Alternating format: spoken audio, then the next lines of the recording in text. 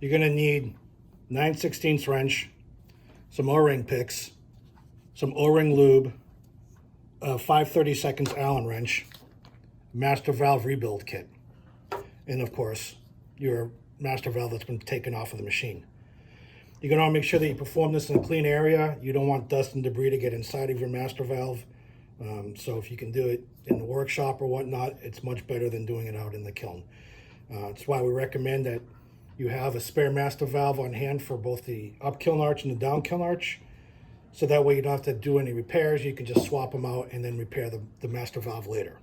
To start with, you'll separate the body from the manifold by removing these 4 screws in the top.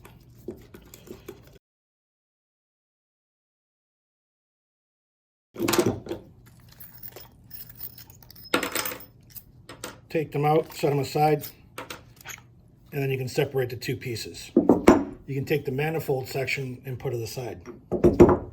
You'll want to remove the 4 screws from the cap.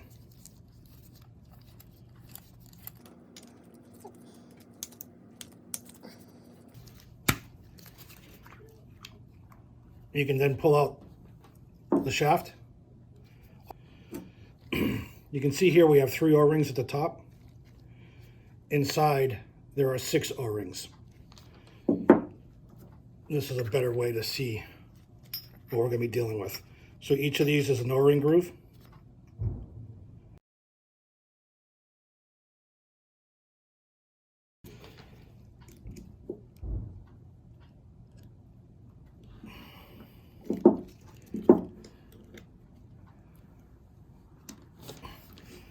You'll want to make sure that you don't reuse those O-rings. Also, when you're working with the picks inside, you want to make sure that you don't end up scoring any of these faces here. You know what? You'll end up with air leaks. So this can sometimes be super difficult, and other times it'll be rather straightforward.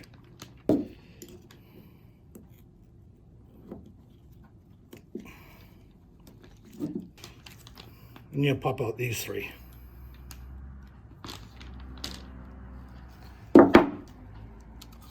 You'll look inside, make sure that there's no scoring marks or anything to cause any problems. And apply liberally to the O-ring. Next, you're going to take and you want to put this one all the way in to the 3rd slot, and you slowly use your fingers to work it in.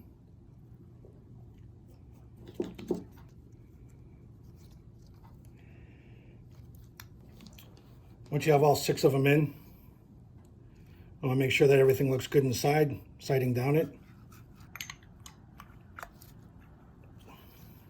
Grab the shaft and insert it. Work it back and forth a little bit to make sure it's properly lubed up.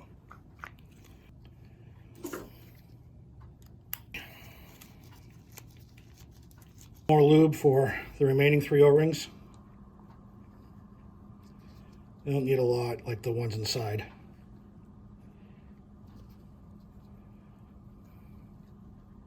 Put the manifold and the body back together.